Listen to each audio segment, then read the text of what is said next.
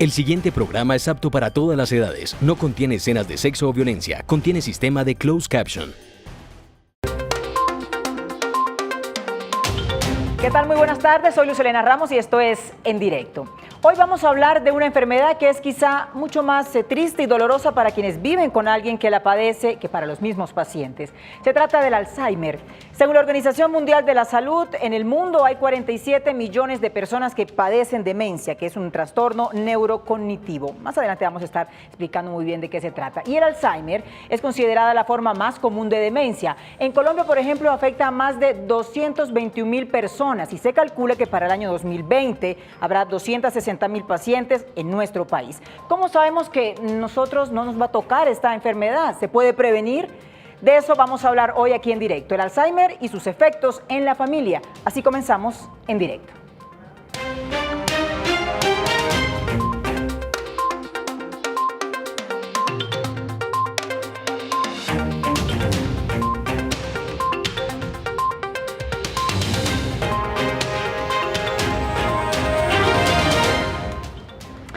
Bueno, ¿qué hacer con una persona que padece la enfermedad del Alzheimer, que es calificada como incurable por parte de los especialistas? Esta es la pregunta más recurrente en las familias que tienen algún pariente, algún ser querido que está padeciendo esta enfermedad. Nosotros visitamos un hogar geriátrico donde se atiende a personas con esta enfermedad y así vamos a comenzar a poner este tema en contexto.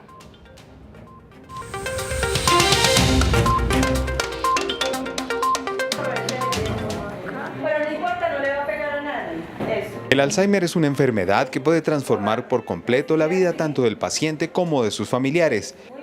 El tratamiento adecuado puede marcar la diferencia en la evolución de la enfermedad y por supuesto en la calidad de vida del paciente, como lo señala Laura Charri, directora de Neuroactivo Club Día de Alzheimer. Ellos necesitan estar en estimulación constante, entonces vamos a buscar con todo este tipo de programas y de intervención terapéutica que no les avance tan rápido.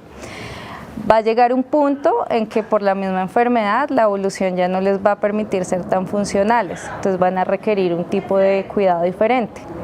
Sí, ya pues donde hayan, pues de acuerdo a sus limitaciones, sí, ya eventualmente con la evolución de la enfermedad pues se va viendo cuando ya no pueden continuar en este tipo de programas. Una enfermedad que precisamente por los cuidados constantes que requiere puede llegar a ser además de demandante muy costosa. Es una enfermedad que conlleva muchos gastos, tanto el tratamiento farmacológico como todo el complemento terapéutico que se puede llevar. Una cifra exacta no te puedo dar, pues varía de acuerdo a qué tan constante van a estar realizando esa intervención terapéutica. La recomendación es que sea por lo menos 3 veces por semana.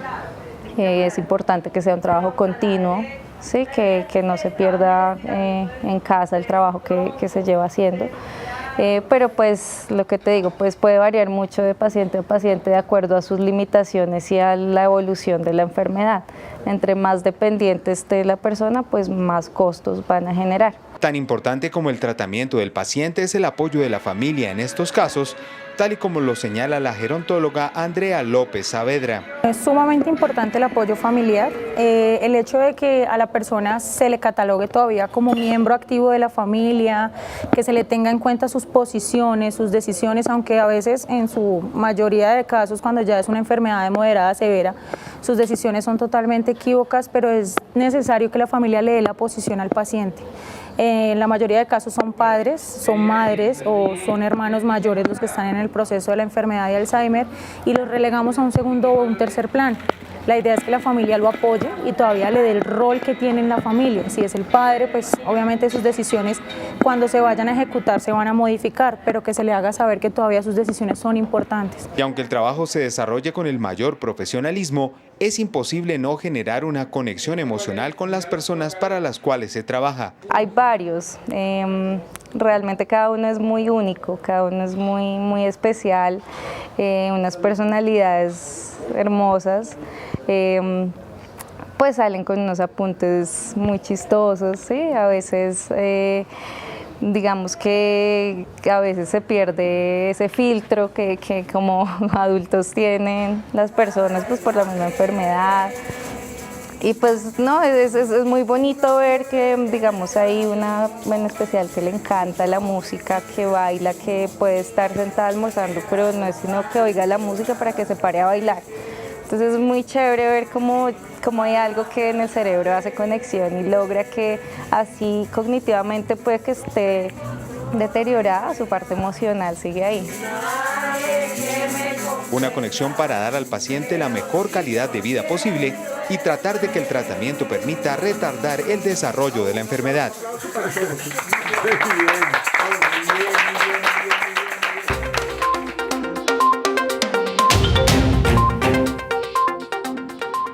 Muy bien, hoy aquí en directo estamos hablando de este tema, el Alzheimer y sus efectos en la familia. ¿Qué podemos hacer en caso de tener un ser querido, un pariente, un familiar que tenga esta enfermedad? Pues para hablar de este tema nos acompañan esta noche el doctor Juan Felipe Meneses, él es médico geriatra y además trabaja en el Hospital de San Ignacio aquí en Bogotá, y también Claudia Barón de Franco, y es directora de la Fundación Acción Familiar Alzheimer Colombia. A los dos, gracias por acompañarnos. Gracias. Muchas gracias. Bueno, gracias por estar aquí y ayudarnos a informarnos, a orientarnos sobre este tema, ¿verdad? Sobre el tema del Alzheimer. Yo quiero empezar contigo, Claudia, porque tú viviste la enfermedad muy cerca, ¿no? Su mamá tuvo la enfermedad durante más de 12 años y quiero comenzar con esa experiencia. ¿Cómo fue la experiencia para la familia en su caso? Sí, mira, estamos hablando de una experiencia vivida al interior de la familia que fue muy dolorosa, que fue muy dura, muy difícil de enfrentar. No quiere decir que ahora sea fácil, pero en ese entonces estamos hablando, mi mamá murió hace cerca de 16 años, duró 12 años con la enfermedad de Alzheimer, o sea que estamos hablando de un diagnóstico hace 28 años. Un diagnóstico que no fue nada fácil porque en ese entonces se desconocía mucho del tema, claro. Muy pocos profesionales sabían realmente que nos pudieran orientar. Corrió realmente mucho tiempo desde el momento en que mi mamá empezó a presentar los primeros síntomas hasta que llegamos a un diagnóstico. Fueron probablemente 2 años en que pasamos de consultorio en consultorio tratando de que alguien nos diera realmente pues un diagnóstico de qué pasaba con mi mamá. Y pues realmente lo vivimos en medio del abandono, diría yo, de mucha soledad y sobre todo de mucha ignorancia. Entonces yo creo que eso es fundamental ahora, que se cuente con esos recursos a nivel profesional, pero también a nivel de contexto familiar. Muy bien, como informarnos para no cometer quizá los mismos errores, ¿verdad?, del pasado. Bueno, ¿cómo empieza, doctor, esta enfermedad? ¿Cómo empieza el Alzheimer? Para no pensar, porque siempre tendemos a pensar que tiene que ver con el tema de la vejez. ¿Cómo podemos diferenciar que no hace parte de las consecuencias de la edad, sino que cuáles son esos cambios que ocurren en la persona? Bueno, pues es muy importante aclarar que en el envejecimiento hay unos cambios cognitivos que se espera que se presenten, pero que en ningún momento estos cambios afectan el funcionamiento global del individuo. Es decir, si hay unas condiciones que si uno las ve, unas situaciones que si uno las ve, debe estar alerta, y para eso las organizaciones mundiales han lanzado alertas de qué esperar. En la enfermedad de Alzheimer, en la parte cognitiva, el núcleo, digamos, la falla fundamental es la memoria, y es, digamos, por lo que la gente consulta, porque de pronto se empezó a olvidar de cosas de su autobiografía, empezó a olvidar manejar el dinero, o a repetir cosas, ¿verdad? A volverse perseverante, a hacer tareas domésticas, por ejemplo, en las mujeres que antes hacían muy bien y que de un momento a otro empiezan a fallar, se le empiezan a quemar las ollas, se empiezan a dejar las llaves abiertas, las llaves pegadas a la puerta, ¿sí? Muchas de estas cosas que digamos que es la punta del iceberg. Sí, inicialmente se va a la consulta por este tipo de cosas. Y ahí empieza el diagnóstico que, como decía Claudia, hace unos 20 años pues era mucho más difícil. Ahora afortunadamente tenemos muy buenos entrenamientos en esto. Sin embargo, a pesar de que la memoria es lo que la gente más le preocupa, mucho antes de que la persona con Alzheimer consulte, hay unos cambios de su forma de ser. Empieza una depresión, empieza con ansiedad o con comportamientos que se pueden estigmatizar como paciente anciano. El paciente que se empieza a deprimir tiene 70 años, empieza a estar triste, aislado, apático, no quiere participar. Esos primeros cambios son muy sutiles, pero también avisan de que hay algo que está empezando más allá de la memoria. Cuando la memoria falla, de pronto ya la enfermedad está un poco más avanzada. Muy bien. Llamen, que nuestra línea telefónica está ya disponible, está abierta para que ustedes se comuniquen con nosotros y participen de nuestro programa aquí en directo, 457-8300, y ahí marcan la extensión 5225 y también 5226. Hagan todas las preguntas que consideren necesarias sobre este tema de hoy. Estamos hablando del Alzheimer y cuáles son esos efectos que tiene en la familia, ¿verdad? Tenemos acá el caso de Claudia, que nos va a seguir contando cuál fue su experiencia con su mamá, que padeció esta enfermedad, y con el doctor Juan Felipe, que obviamente va a estar explicándonos todo el tema médico, ¿verdad? Y el tratamiento que se le debe hacer a este tipo de pacientes. Bueno, Claudia, en el caso de su mamá, ¿cómo empezaron ustedes a darse cuenta? ¿Cuáles fueron esos cambios que empezó ella a vivir? Sí, yo ahorita que el doctor Menis hacía mención de que hay algunos cambios que inicialmente se manifiestan y que uno no los catalogaría entre una demencia y como un Alzheimer, fue el caso de mi mamá. Ella realmente empezó con cuadros depresivos.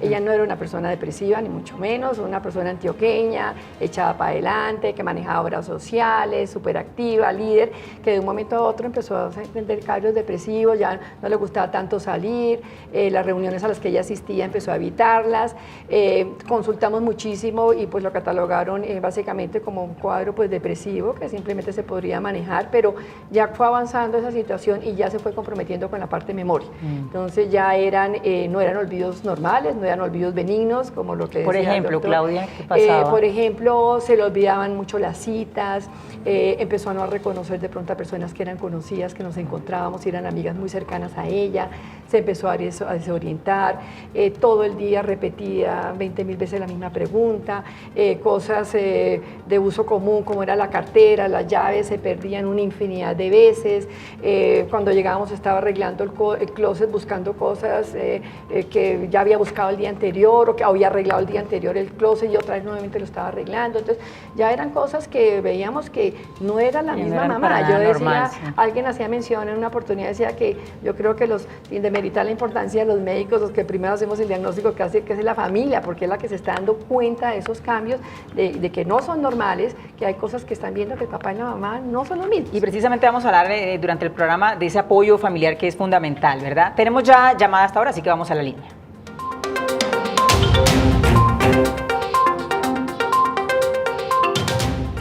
Hola, buenas tardes. ¿Con quién hablo? Te escuchamos. Hola, buenas tardes. Hablas con Víctor Hugo Ramen. Hola, Víctor. Cuéntanos. Bien, gracias. Hablas con Víctor. ¿Es que está viendo el programa? Gracias, muy amable. Oye, tengo una pregunta. Es que me gustaría saber si en caso el tema mental también puede aplicar para gente joven. Pues digamos, con el tema de la tecnología me he dado cuenta que han salido enfermedades que antes le pasaba a la gente adulta y que ahorita está pasando a la gente joven. No sé si eso sea posible por el tema de las tecnologías que han avanzado tanto, tiene efectos secundarios en cuanto a eso. Vale, Víctor, muchas gracias por tu comentario y por tu intervención. Bueno, doctor, ¿qué le podemos responder? En el caso del Alzheimer, ¿hay una edad en particular? Y en el caso es decir, ¿la edad tiene que ver con este tipo de enfermedades, Alzheimer u otra enfermedad? Sí, el Alzheimer tiene dos formas de presentación. La más común es una presentación esporádica, que es de personas mayores, que incrementa su incidencia después de los 65 años, y hay una forma que es como un 5%, que es de personas jóvenes, incluso personas 40, 50 años, pero son grupos familiares, como por ejemplo el caso de Yarumal en Antioquia, que tiene un grupo de familias que se está estudiando acerca de Alzheimer presenil. Eso en cuanto al Alzheimer, digamos que es una enfermedad de personas mayores. Hay otros tipos de demencias, que es de trastornos cognitivos, que se presentan en personas más jóvenes, por encima de los 40, 50 años, como la demencia frontotemporal, es una de las principales. Hay demencias por accidente cerebrovascular, por cuerpos de Lewy, que ha tenido digamos, una representación mayor en los últimos años, pero el Alzheimer, digamos, en general es una enfermedad de personas viejas. Y hay una pregunta, doctor Juan, que es muy recurrente y muy frecuente, y es si el Alzheimer tiene un componente genético y si este componente genético es determinante o no. En esta variante que es hereditaria se han identificado unas mutaciones y son grupos familiares que la tienen, pero en la esporádica digamos que el componente genético sí existe, pero no hay una relevancia tan grande como si yo tengo una mutación específica ya determinada en mi familia que me va a predisponer a que tenga la enfermedad de Alzheimer. en las personas mayores que tienen enfermedad de Alzheimer, si yo tuviera un papá con enfermedad de Alzheimer, pues sí tengo una cierta susceptibilidad, pero no es muy significativa con respecto a los que sí tienen la mutación genética. Muy bien, y vamos a estar hablando durante el programa de cuáles son esos factores de riesgo entonces, ¿verdad? Porque tenemos entendido que uno de ellos es obviamente el estilo de vida que nosotros tengamos, la alimentación y bueno, todo lo que tiene que ver con lo que nosotros hacemos diariamente. Tenemos otra llamada, vamos a la línea. Buenas tardes. Hola. Hola, sí, creo que ahí está, no sé si nos escucha. Buenas tardes. Hola, buenas tardes, ahí la escucho lejos, no sé si podemos mejorar la comunicación con ella o que ella nos... ¿Aló? Sí, hola, ahí está. Bueno. Hola, te escuchamos, cuéntanos. Buenas tardes, mire, lo que pasa es que mi mami, además de que tiene... ¿Sí? ¿Sí? Y que tiene Alzheimer, qué pena, pero que ella también tiene Parkinson. Ah. Entonces, a mí me gustaría saber, por ejemplo, cuando ella habla sus incoherencias, yo qué debo decirle. Todo el día hablando incoherencias, viendo cosas que ya no existen. Por ejemplo, mi papá ya se murió hace 11 años. Y otra cosa que es que ella le están mandando ese Ketiadin, ¿eso será que o no hay otro medicamento que le ayude? Porque esto es muy triste, ya lleva 3 años y es muy triste porque me toca casi sola con ella. Vale, muchísimas gracias, agradecemos tu coraje también por comunicarte con nosotros y contarnos tu experiencia. Y una de las cosas, ella lo decía, es doloroso y es triste. Imagino la desesperación de ella, ¿verdad? Porque lo sentimos de todas maneras en la voz, en lo que nos acaba de decir, no sabe qué hacer muchas veces, cómo manejar eso cuando la mamá está ya diciendo, o la persona, el pariente está diciendo ya cosas que no tienen sentido. ¿Cómo se maneja eso? ¿O qué le podemos decir nosotros a ella? Sí, pues yo la entiendo mucho porque realmente enfrentar pues la realidad de tener una persona con Alzheimer no es fácil, pero también le quisiera mandar un mensaje alentador. Eso es un proceso de aprendizaje, realmente no nacimos aprendidos ante esta situación y realmente sí hay mucho que aprender. Entre eso, parte de lo que tenemos que aprender es cómo comunicarnos con una persona con Alzheimer. Realmente ya no es desde la parte racional, es desde la parte emocional, es muchos chips de nuestra vida que tenemos que ir cambiando para realmente sintonizarnos con la realidad de ellos, es validar la realidad de ellos, que no es la validad nuestra, y muchas veces entramos a razonar, entramos a discutir, entramos a confrontar, entramos a ordenar, y esto pues vamos a salir lesionados todos porque en ese intento la persona no lo está haciendo por llevarnos la contraria o por ser testarudo, cabeciduro, sino porque realmente es el resultado de una enfermedad, y nosotros pues en ese enfrentamiento pues no vamos a poner otra cosa que evidenciar realmente su enfermedad misma. Sí. Entonces yo creo que aprender a manejar esas conductas difíciles, esas situaciones, es importante desde la capacitación y desde la información y desde el apoyo médico cuando así se requiera. Y tú lo mencionabas ahora, Claudia, una cosa muy importante, y es que el lenguaje cambia con la persona. ¿Cómo nos aprendemos a comunicar con ella? Ya es el lenguaje del amor, ¿verdad? El lenguaje de saber, porque supongo yo que la persona sabe, de pronto no te identifica, ¿verdad? Pero sabe que es una persona que la ama, que la quiere, que está ahí presente.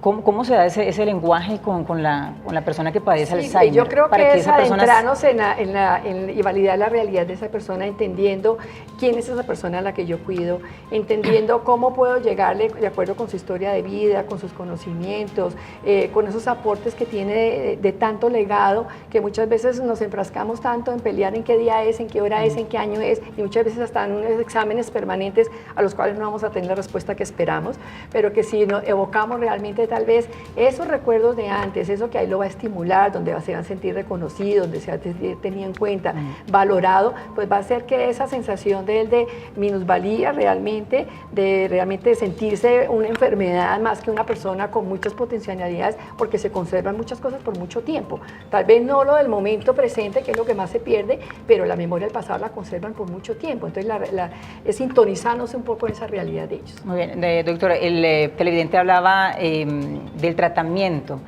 Hablaba incluso de unos medicamentos y yo creo que entonces respondamos a ese tema. ¿Qué tipo de tratamiento médico o farmacológico? La enfermedad de Alzheimer pues tiene su componente de memoria, digamos que es lo que hemos hablado hasta ahora, pero hay un gran componente de manifestaciones neuropsiquiátricas, componentes que son parecidos a lo que tienen algunos pacientes psiquiátricos, como lo decía ella, alucinaciones, ideas delirantes que no corresponden a la realidad, agitación, deambulación errática, son muchas manifestaciones que son, digamos, lo que le da más carga a la familia, lo que más carga al cuidador. Entonces ella lo mencionaba, tiene un medicamento que es un antipsicótico que se utiliza para manejar estos síntomas. Pero lo más importante de pronto es clarificar el diagnóstico. Creo que uno tiene que saber que se está enfrentando a un Alzheimer y no a otro tipo de condición que cause estos síntomas, que son muchas en el envejecimiento, pero estos síntomas neuropsiquiátricos requieren de un manejo interdisciplinario por el geriatra, por el psiquiatra, por el neurólogo, para lograr, digamos, controlar. Pero si hay un tratamiento o medicamentos que puedan controlar y ayudar a retrasar todo el proceso. Entonces, hay una parte que es para manejar los síntomas, ¿sí? Que son algunos medicamentos psiquiátricos que se han extrapolado, digamos, a esta serie para el Alzheimer. Digamos, hay unos medicamentos aprobados, hay 4 medicamentos aprobados que llevan más de 15 años en que no ha salido nada nuevo y logran un poco controlar estos síntomas que nos dice ella. Y algunos estudios han mostrado que enlentecen un poco la progresión de la enfermedad, pero en ningún momento ni pararla ni reversarla. Es un trastorno neurodegenerativo. Es irreversible. Que es irreversible y que hay condiciones que lo empeoran y que lo aceleran. Muy bien, vamos a la línea nuevamente. Hola, buenas tardes. Buenas tardes. Bueno, la escuchamos. Cuéntanos. Gracias. Era que les quería pedir un favor a los doctores, que resulta que yo ya tengo 70 años, ¿no? Y resulta que, pues, yo me siento pues bien, pero lo que tengo es un problema de que yo estoy en una conferencia, por decir algo, ¿no? Y pongo cuidado y todo. Cuando salgo, nada, no recuerdo nada. Yo quiero saber si eso es Alzheimer o qué. Quería saber eso, mis doctores, si me pudieran decir de eso que no recuerdo. Vale, muchas gracias por comunicarse con nosotros. Bueno, tiene 70 años y ahí nos pone ella el ejemplo. ¿Sí tendrá eso que ver con algunas señales o no precisamente? Pues como se está expresando y como lo está diciendo, no pareciera que fuera solo una falla atencional, que también se confunde muchas veces con fallas de memoria, las fallas atencionales, que tienen muchas explicaciones, trastornos afectivos y una enfermedad que es muy comúnmente diagnosticada por nosotros, que es la apnea del sueño. Los pacientes que tienen problemas para dormir, frecuentemente en el día tienen fallas atencionales que la gente de pronto interpreta como fallas de memoria. Pero como me acabo pues haciendo un diagnóstico ahí rápido, pues por lo que me acaba de decir y como se expresó, no pareciera que que tuviera algo, ¿no? Muy bien, vamos a ver cómo se está moviendo este tema en las redes sociales, el tema del Alzheimer, los efectos en la familia, de tratamientos y bueno, en fin, todo lo que la gente nos expresa siempre a través de redes. Salman, ¿qué dice la gente sobre nuestro tema de hoy aquí en directo? Así es, Luz Helena, con este tema las personas están muy interesadas en conocer más sobre el Alzheimer y también esos síntomas y señales de alerta. Y esa es la primera pregunta que nos llega de Rosa con el hashtag En Directo Capital y nos dice: mi mamá tiene 64 años y se le están olvidando ya algunas cosas. ¿Puede ser eso Alzheimer? Teniendo en cuenta los tips de lo que puedan llegar a ser esos primeros indicios para presentar la enfermedad. Andrea nos dice: ¿por qué se están presentando casos de esta enfermedad en pacientes cada vez más jóvenes? Y es que en internet uno lee muchos artículos en donde se relaciona que la edad cada vez está descendiendo para las personas que presentan Alzheimer. Y Augusto nos dice con el hashtag En Directo Capital: ¿qué alimentos y ejercicios pueden ayudar a evitar la enfermedad? También para tener en cuenta y empezar a cuidarse si no se padece aún, Luz Helena. Sigamos con nuestros expertos en la noche de hoy y a las personas que sigan opinando con En Directo Capital. A nuestros tuiteros que sigan opinando siempre, que aquí estamos pues obviamente recopilando todas las opiniones de los televidentes y de las personas que siempre se comunican con nosotros en directo. Bueno, un tuitero nos daba punta para manejar este otro tema y es qué ejercicios o qué alimentos se pueden se pueden comer o qué ejercicios se pueden hacer para ayudar. Y yo le pregunto, doctor, en cuanto al ejercicio, es fundamental el tema de una vida sana, el tema del estilo de vida. ¿Cómo podemos hacer? Porque la cosa interesante acá es que se puede prevenir, es decir, el Alzheimer se puede prevenir si uno comienza desde temprano. ¿Qué hay que hacer? Sí, hay una posibilidad, digamos, más o menos de un 35% de factores de riesgo que uno puede modificar, y entre ellos está el estilo de vida. Se ha visto, por ejemplo, que después de los 60 años, fumar, por ejemplo, es un factor de riesgo importante para una demencia. Tener algún trastorno metabólico tipo diabetes, por ejemplo, también es un factor de riesgo para tener un trastorno cognitivo. La hipertensión arterial es un factor de riesgo, el sedentarismo es un factor de riesgo. En etapas más tempranas, la obesidad entre los 40 y los 60 es un factor de riesgo. Entonces, básicamente todo está dirigido a controlar el riesgo cardiovascular. Todas las cosas que no podemos hacer, ejercicio aeróbico, alimentos sanos, pero un medicamento que uno diga específicamente para la enfermedad, no. Y siempre hemos escuchado el tema de hacer ejercicio de memoria y esto sí funciona. ¿Qué tipo de ejercicios hay que hacer? En cuanto a la parte cognitiva de esto, es importante cualquier ejercicio que uno haga mental, con tal de que sea algo que no sea rutinariamente lo que el paciente haga. Yo siempre digo, pues el paciente que sabe hacer sudokus y los hace en 2 minutos, pues eso realmente no es retador, ¿sí? Hay que hacer algo que lo rete cognitivamente, sea lo que sea. Puede jugar ajedrez, puede hacer cualquier otro tipo, puede hacer crucigramas, sopas de letras, pero que realmente lo saque de su aprendizaje que ya ha tenido, cualquier cosa que haga, ¿sí? Muy bien, estamos hoy tratando este tema del Alzheimer. Recuerden que es muy importante buscar información sobre esta enfermedad. Busquen siempre información, orientación y apoyo. Y recuerde que aunque el Alzheimer es incurable, también tengan muy en cuenta que se puede tratar y se puede manejar. Hacemos una pausa, pero antes de la pausa vamos al dato de hoy. Ahí lo tenemos. Miren, en el mundo entero hay unos 47 millones de personas que padecen demencia y cada año se registran cerca de 10 millones de nuevos casos. La enfermedad de Alzheimer, que es la causante de demencia más común, más frecuente, acapara, oigan bien, entre un 60 y un 70% de los casos. Esto según la Organización Mundial de la Salud. Pausa y volvemos.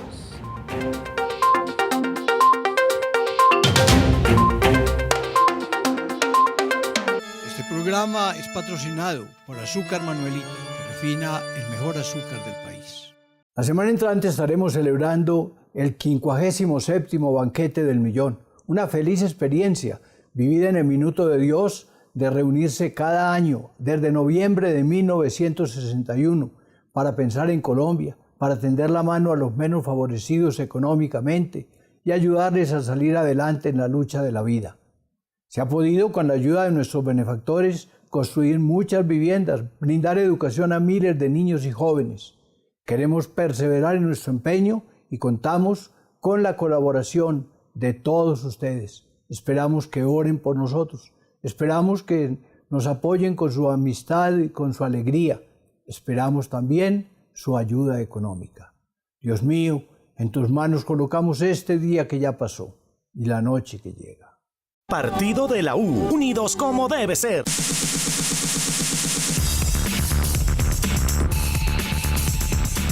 Congresistas de la U continúan el trabajo de fortalecimiento de la unidad de la colectividad con el fin de organizarse de cara a las elecciones legislativas de 2018. El Partido de la U, hoy más que nunca, estamos unidos. Nuestros congresistas, nuestros representantes a la Cámara, sacaremos adelante nuestro Partido de la U. Hay unidad, por supuesto, todos estamos comprometidos en eso, así lo ratificó la Asamblea. Las mujeres militantes, los jóvenes, seremos hoy quienes volvamos a fortalecer las listas para que este partido sea el partido de decisión, el partido mayoritario en el Congreso de la República.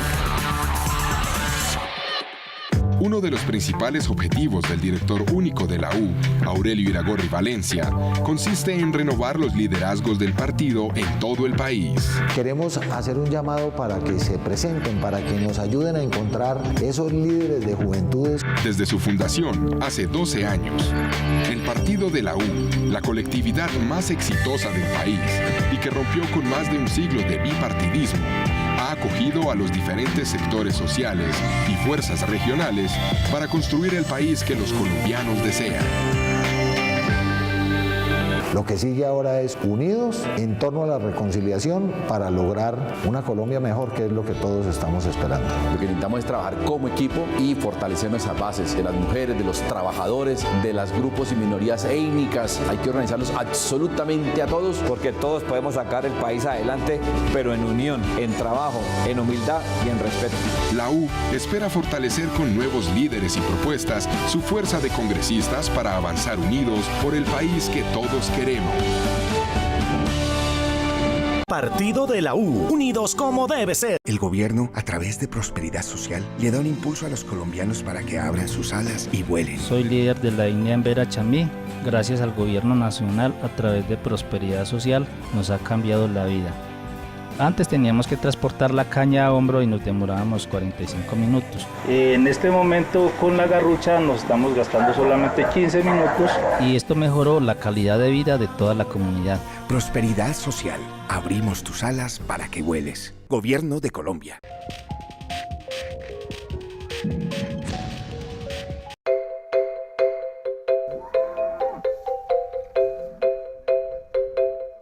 Mi nombre es Manuel Rodríguez, soy aquí de Chocontá. Siempre he vacunado mi ganado. Invito a todos los ganaderos, protejamos nuestro ganado. Los invito a todos, vacunemos contra la fiebre aftosa. Si todos vacunamos, todos ganamos.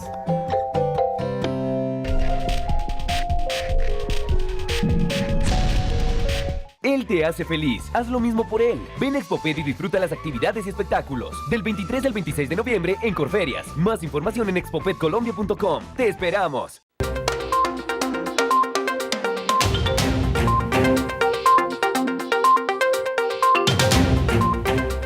Siete de la noche, 3 minutos. Gracias por continuar con nosotros aquí en directo. Hoy estamos hablando de este tema que es bien interesante, un tema de salud, un tema que nos puede tocar a todos, que es el Alzheimer, y cómo se debe tratar, cómo se manifiesta y cómo se debe tratar en el entorno familiar. Bueno, vamos a hablar ahora de las etapas de esta enfermedad. ¿Cuáles son, cuántas son y cómo se manifiestan? Bueno, en enfermedad de Alzheimer, recientemente hay unos conceptos en los que ahí se puede hablar de enfermedad de Alzheimer antes de que haya demencia, antes de que haya deterioro cognitivo. Son etapas como un deterioro cognitivo leve en el que el paciente presenta algunas fallas cognitivas, pero su funcionamiento sigue bien. Sí. Después puede pasar una etapa ya de enfermedad de Alzheimer que se puede catalogar, digamos, de manera gruesa en leve, moderada, severa. En la leve, pues el paciente ya empieza a fallar en su cotidianidad, empieza a tener olvidos, puede empezar a tener fallas en el manejo de cosas habituales como el dinero, como la cocina y estas cosas. La etapa moderada ya empieza a perder datos, como decía Claudia ahora, de nombres de personas conocidas, se empieza a desorientar incluso en lugares más conocidos, repite todavía más, tiene conductas más perseverantes y llega a una etapa severa en la que el paciente se postra en la cama, no puede movilizarse, no camina más, no reconoce ya a nadie, incluso ni casi a él, no habla, ¿no? Casi no habla, que es la etapa final de la enfermedad. Como hablamos ahora, de pronto es difícil estimar la duración, no hay tiempos estimados entre las etapas, puede pasar 1, 2, 3 años en una y pasar a otra, pero no hay forma de establecer esa duración de las etapas. Muy bien, doctor. Vamos a la línea. Hola, buenas noches. Buenas noches. Cuéntanos. Aló, buenas noches. Mira, yo soy una persona de más de 60 años. Mi madre murió a los 92 y observé que ella empezó a deteriorarse desde más o menos los 85 años, cuando ya no me empezó a conocer. Sin embargo, había momentos que iba yo al apartamento y se quedaba mirándome y me decía, amigo, tú eres fulano de tal. Entonces, mi inquietud es que el Alzheimer es una enfermedad que se hereda o es producto del aislamiento y el estancamiento del ser humano. Vale, muchísimas gracias. Habíamos comentado ya algo al inicio, doctor, pero vamos a dar una respuesta al televidente muy rápido. La mayoría de esos Alzheimer de presentación senil o de viejos, pues tiene una baja carga genética, entonces pues, sí tiene un componente, claro, pero no es una relación en que si mi mamá tuvo Alzheimer a los 90, pues yo voy a tener Alzheimer. no es una relación así precisa. Bueno, y ahora que él mencionaba también, el televidente decía que algunas veces cuando él llegaba a la casa lo identificaba o no, me viene esta duda. ¿Sí pueden pasar momentos de lucidez durante el Alzheimer? Es decir, no sé si se pueda decir así, pero que vaya y venga, que la persona recuerde cosas que son importantes o queda ahí eso estancado el proceso. Claudia.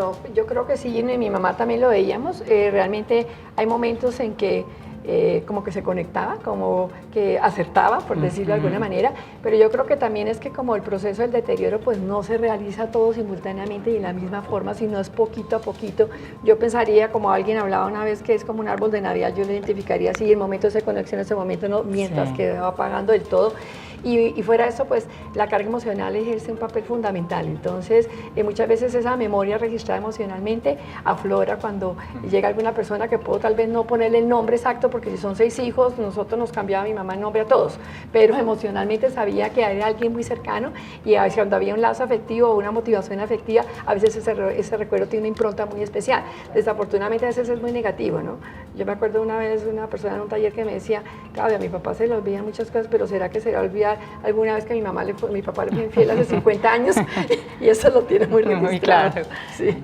Bueno, ahora tú mencionabas, Claudia, esto de que se va apagando poco a poco. Yo te quiero preguntar, ¿qué es lo más doloroso de esta enfermedad en el entorno familiar? Porque la persona sí se va como, ¿verdad? Como perdiendo poco a poco, va, como es dejar ir a tu familiar y a tu ser querido ahí poco a poco y lentamente. Sí, yo creo que es muy doloroso porque es estar pero no estar en la forma que ha estado siempre. Entonces, tener uno pues a la mamá pero no contar con ella con lo que contaba antes. Claro. Entonces ya no es la persona que le puede dar un consejo, no es la persona con la que tú puedes resolver alguna situación y te puede aportar algo, no es la persona que sigue siendo funcional, que está tomando decisiones, que puede manejar independientemente de su dinero, puede hacer negocios, sino que ya necesita una persona que al contrario era quien enseñaba y quien aportaba. Pensar que uno empieza a tener que suplir o acompañar a la persona que era tan funcional, eso es muy doloroso.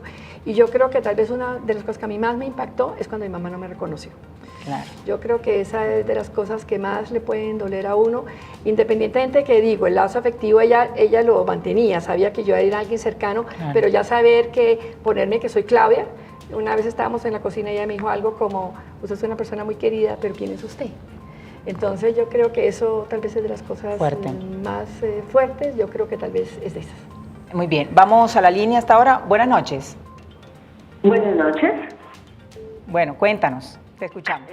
Gracias, mira, mi mami tiene 96 años y hace más o menos 5 le empezó la demencia, pero le ha ido avanzando aceleradamente. La pregunta es, ¿esta enfermedad enseguida le empieza el Alzheimer? Y 2, ¿esta enfermedad es hereditaria para sus hijos? Vale, muchas gracias por comunicarte con nosotros. Esa es una duda muy recurrente, ¿no? Duda que la gente siempre... Sí, y ella dice que su mamá tiene 96 años y hace unos 5 empezó como con esta demencia y, bueno, tenía ella como esa duda si eso, el tema de la enfermedad arranca enseguida o tiene un tiempo en que se pueda manifestar.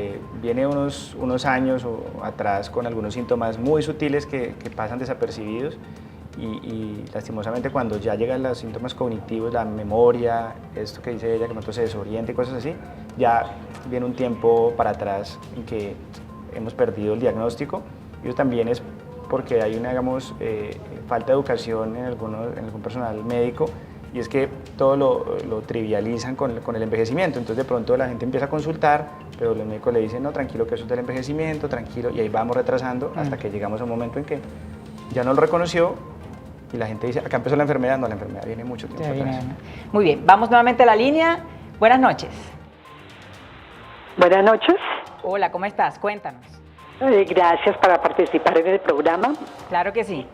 Quisiera saber qué diferencia hay entre la enfermedad Parkinson y el Alzheimer. ¿Qué diferencia hay entre esas dos enfermedades? Gracias por su pregunta, doctor. Bueno, ambas son enfermedades neurodegenerativas. Tienen un origen en diferentes partes del cerebro que se van dañando unas sustancias allí y van degenerando, pero la enfermedad de Parkinson por excelencia es un trastorno del movimiento, los pacientes tienen temblor, tienen dificultad para caminar porque se vuelven muy lentos, es es una presentación, puede tener, digamos, que la misma de presentación parecida con el Alzheimer, pero los cambios cognitivos son tardíos. Más tarde, lo primero que empieza es el trastorno del movimiento y después empieza a presentar los fallos cognitivos. El Alzheimer clásicamente son las fallas cognitivas y en algún momento de la enfermedad puede tener temblor, rigidez, pero no es lo característico. Bueno, ya nos quedan 3 minutos para concluir nuestro programa. Ojalá nos alcance para tratar de resolver el mayor número de preguntas posible. Claudia, yo te quiero preguntar, ¿cuál debe ser el tratamiento que uno debe tener con estas personas que padecen la enfermedad? Es decir, ustedes en su casa, ¿cómo lo manejaron? Porque la gente seguramente se pregunta, bueno, ¿qué es lo ideal? ¿Llevarlo a un hogar geriátrico? ¿Lo ideal es que se mantenga la persona en la casa? En tu caso, ¿cómo lo hicieron en familia? Pues yo creo que hay 2 tipos de tratamiento, que es el farmacológico, que es el que hace mención pues, el doctor, y él pues también hace mención, y yo lo sumo, que es el tratamiento no farmacológico. Y ese hace referencia a todo lo que sea su entorno, y en eso es la capacitación de la familia, la parte de mantenerlo estimulado, en un ambiente seguro, en un ambiente que para él le sea familiar. En lo posible eso sería el ideal. Realmente nosotros en familia logramos hacerlo.